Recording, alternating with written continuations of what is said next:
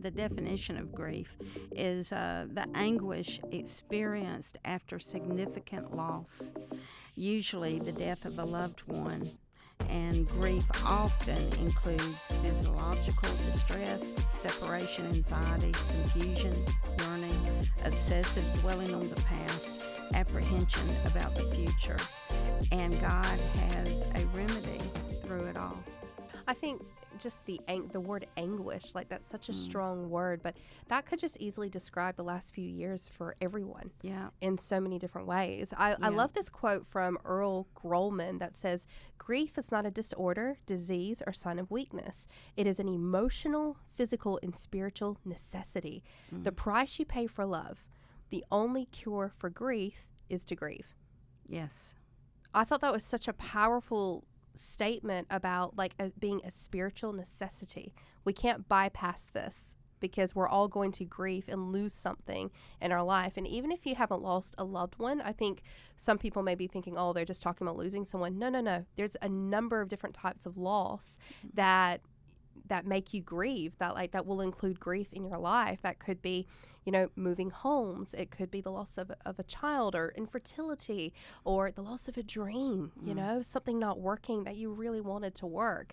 I think there's divorce, the loss of relationships, breakdowns, things that you just had no control over or didn't see coming. There's a lot of different grief that people are dealing with. Well, that is true, and it's also true that every human being on the planet every one of us will experience grief in some manner. And of course, all of us will die at one point, so even that depth of that grief, you will be associated with deep grief and sorrow, because all of us will be impacted by someone who dies. And so whether you never experience that until you're much older, grief in all forms will have visited you. I think it's interesting pulling that back a little bit on, the big grief that people talk about, grief of an illness. Maybe, you're going through an illness and potentially have, you're dealing with death yourself or the death of a loved one. Then there's some potentially, I'd say, recent grief we've been seeing corporately, church grief. That's one that hasn't been spoken about that much, but it's a real deep grief over a number of different things, that has happened within certain churches and corporately. And I think it's something that, again, isn't always not just spoken about. The world will tell you this is normal, this is how you grieve, or this is normal. But I think what I wanted to explore here, and what we've kind of been touching on, is the spiritual mentality of grief, of how God deals with it. I was just kind of, when we were talking about this, that Jesus experienced grief, and he was fully man, yet fully God. And for Jesus, the Son of Man, to experience grief, it's in the Bible, there's a hope there of, okay, I can't control this. This is a very normal thing, but how he dealt with it is not how the world normally deals with it. That's right. You keep going. Okay. Well, some of the examples that I was looking at was when Jesus wept over Lazarus. We've heard the story. Jesus, he came. Lazarus was someone who he loved. He spent time with the family. Lazarus died. He comes, and the verses, Jesus wept.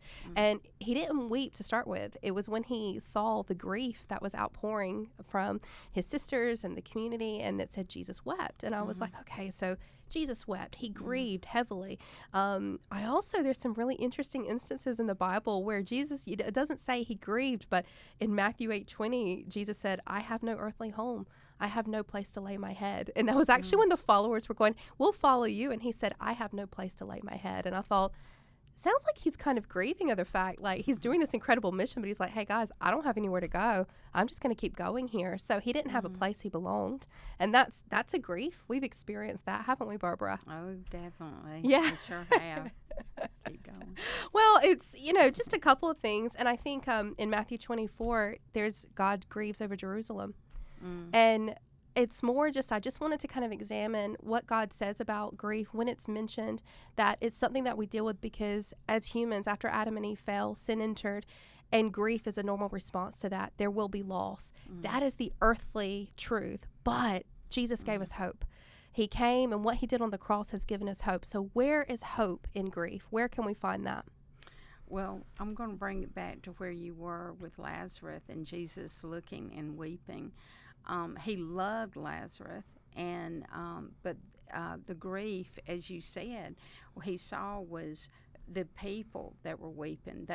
He must have been such a lovely man, and yet Jesus knew he was fixing to bring him out alive, and yet he felt that deep empathy and compassion that was around everyone, and he also loved him.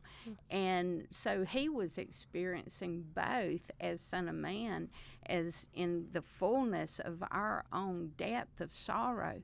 And then we witness through the word of him being the Son of God, able to so the hope is in Christ, because the death that is there, he brings alive the life of Christ in us. And this is the way I see it, is that whatever we're facing, no matter what level of grief you are on, or in rather, because grief can just sit on you and go nowhere. And if you allow that to happen, and that is really the message here that, we're hoping to express and give encouragement to, is that regardless of where you are in your grief, you have to make a choice of allowing yourself to. I'm going to pause right there and say this. There is a time and a season for there to be that grief that you just express, and you allow it to happen and you give into it. And actually in the Word, there was Jacob, when he died in Genesis 50 and 31, they grieved for 70 days plus 7, because it was 70 at first, and then they took him somewhere else, and then there was another 7 days. So 77 days were assigned basically to grieve. And then there was the time of Moses when he died in Deuteronomy 34. So 30 days were set aside to grieve. And then Saul, when he died in 1 Samuel 31:13, they fasted, those that took his body and buried him, or the bones rather, because they cremated him. They fasted 7 days. So there's an appointed time that is set aside to grieve, but somewhere in your grief, even when you have buried your own child, which is not the natural order of death, which I've heard many parents say that have experienced that there is nothing like it, nothing to be compared to it. And so I cannot even pretend to know what that is like, but I know that Jesus doesn't have to pretend. He knows sorrow at its greatest depth, and yet he is the only one that can bring us out of that miry clay of grief and bring you back into life and to live life, because you were never intended to live in a life of grief. You may never, the memories and the sorrow, all of that will always be with you, but it does not have to control you and be obsessed as a cloud on you all the time.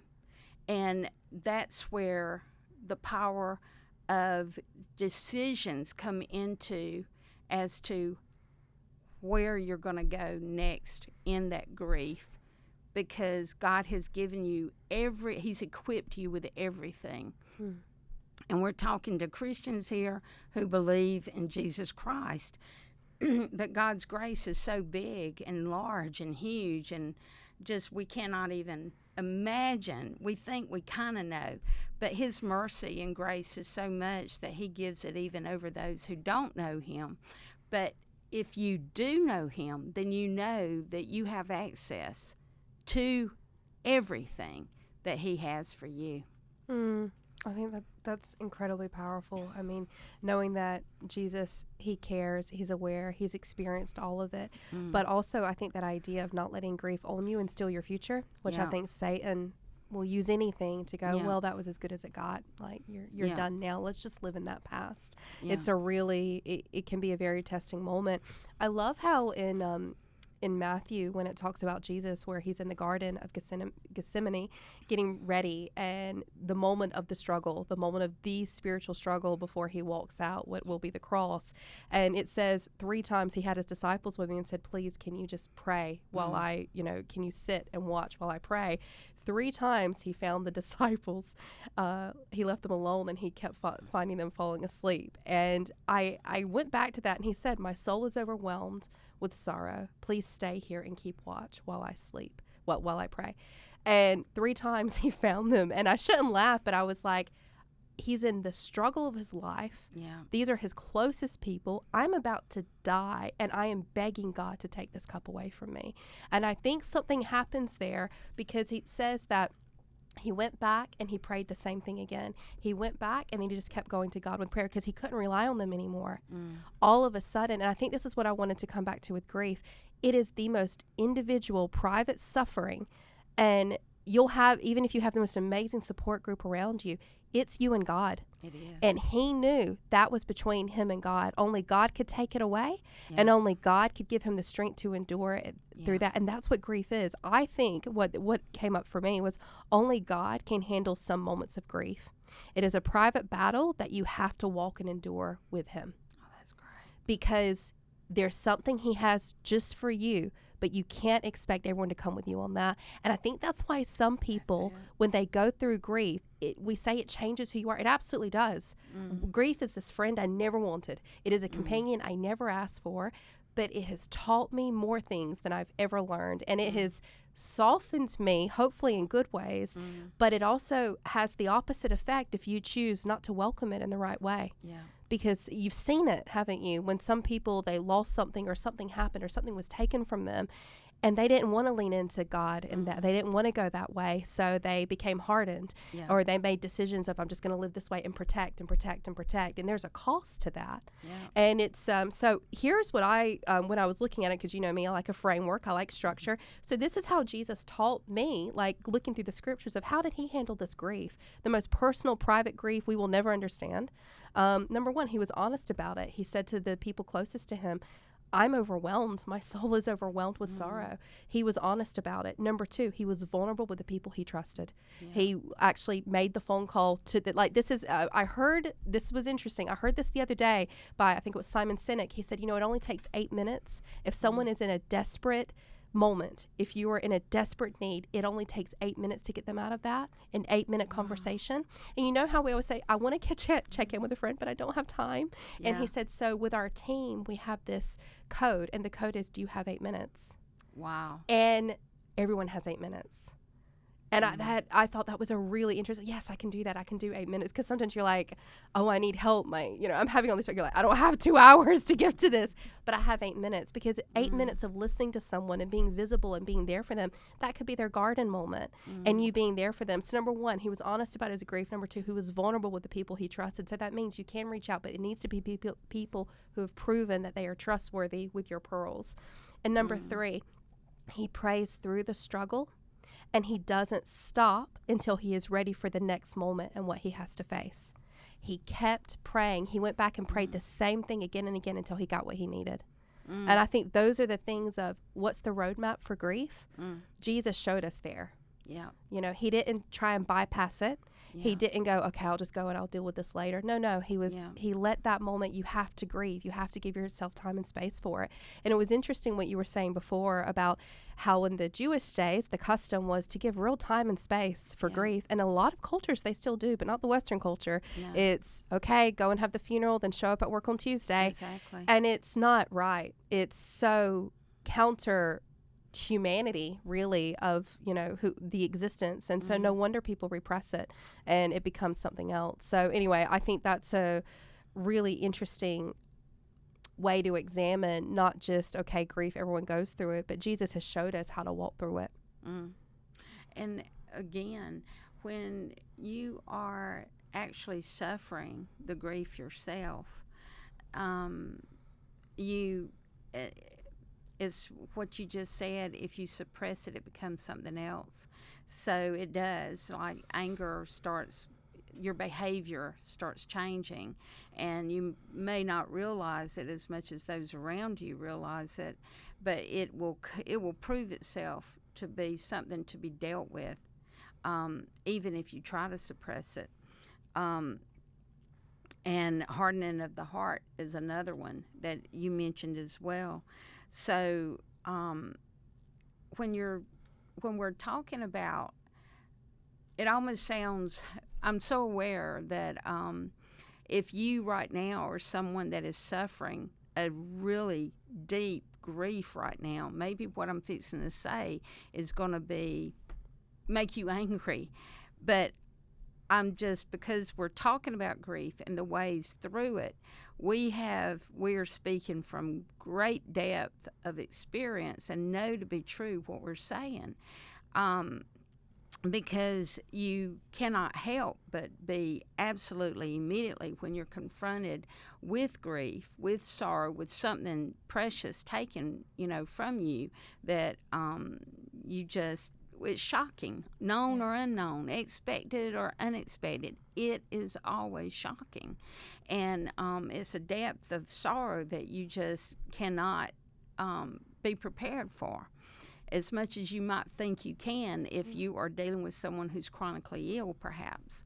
But there comes a day in your grief that after you have done all the real grieving that is necessary for that grief, there comes a day that in order for you to be able to continue to walk into life, that choice that is made by your mental, you have to make it a decision to do this, which is to start praising God out of your sorrow. It doesn't mean that you will, for the rest of your life, never feel the sorrow, no, but it means that you get out of that bogged down place that you will become aware that you're in, where you just can't think, you can't move, you can't make decisions, wise decisions, which you should never make a decision for a big decisions for a year if you have lost someone, and underline that and put it in capital letters.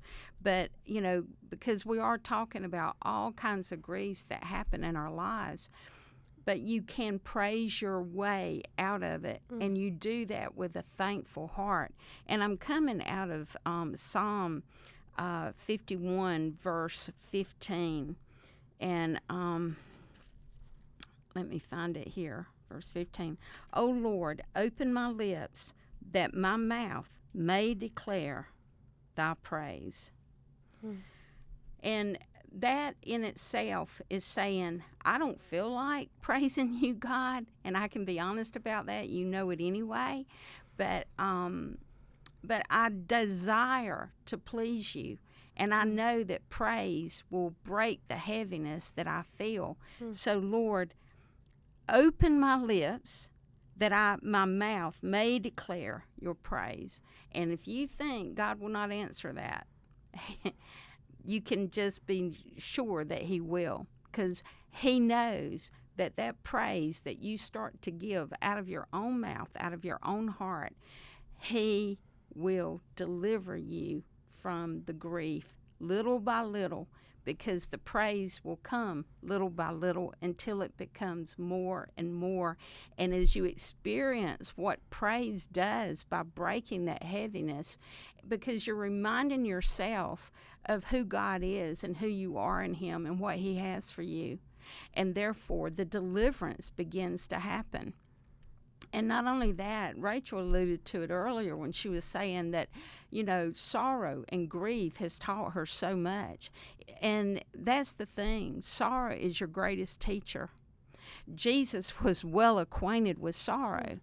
And so not only does he understand the depths that we as humans go through, because he was Son of Man and experienced it all and became our high priest, who has suffered everything that is known to us and experienced, so that, we can go to him, our high priest, who has the answers that we seek for our own needs, because he will never go to sleep when you are in need and you're praying. He will be that friend, and the only friend, who will be awake.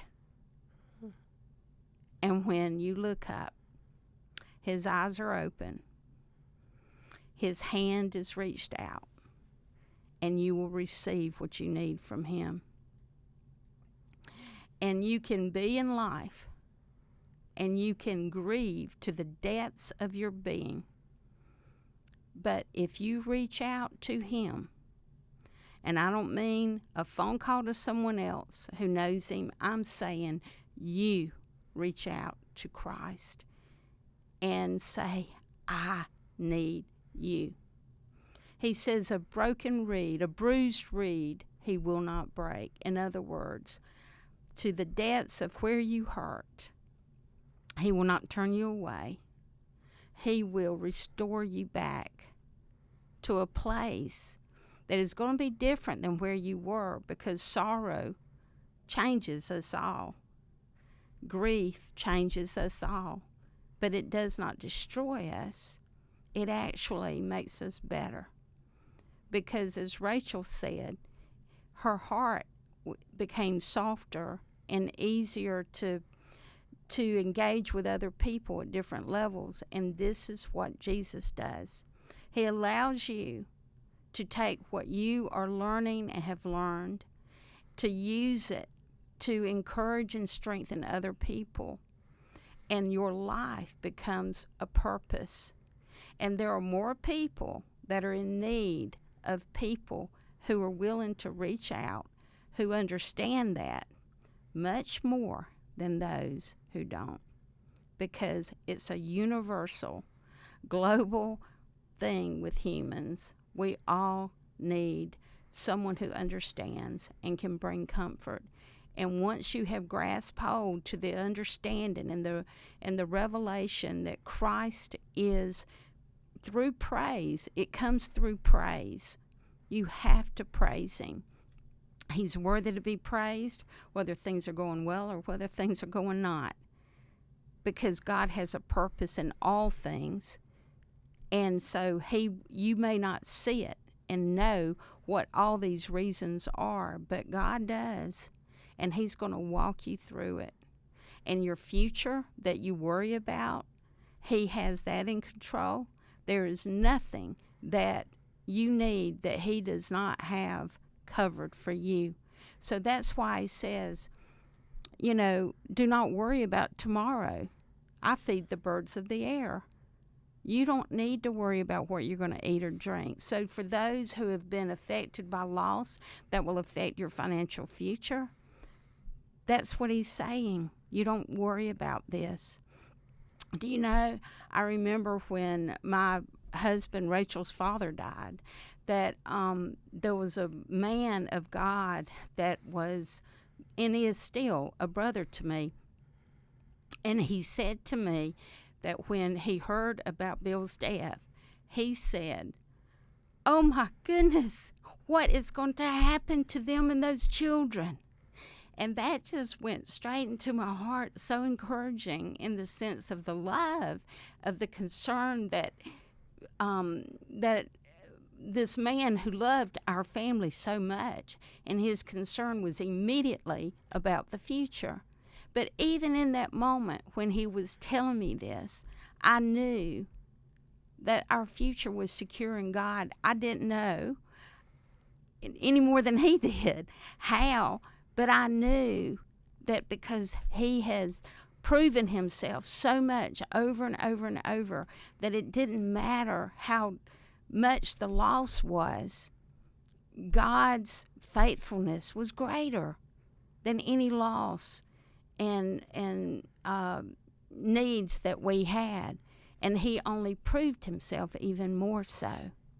So grief must be acknowledged, but in that acknowledgement, acknowledge that God is still God, and that he is worthy of all praise, and that Jesus, who stood at the tomb of Lazarus and wept with those who wept because of the love that was there, and the hopelessness that they had because he was dead, and yet there was Jesus, hope, standing there, and yet he had the compassion and empathy to hurt with everyone, even though he knew what was coming, life. And so bring it back to, in the midst of your suffering, whatever it is, the one who has suffered the most has the very life that you need to live and reconnect back into life, and let God be God, and let Jesus be your high priest. Wow. That was so encouraging. I think there's so many nuggets in there. I don't even know where to start. But do you know what it reminded me of? Years ago, I was going through something really, really hard. I was living in Sydney by myself.